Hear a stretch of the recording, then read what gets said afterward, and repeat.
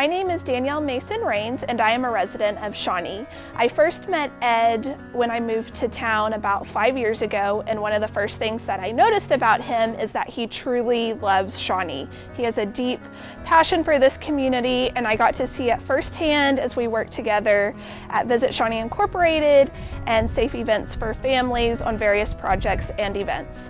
And his passion and commitment to Shawnee is why I am voting for Ed Bolt for Mayor of Shawnee.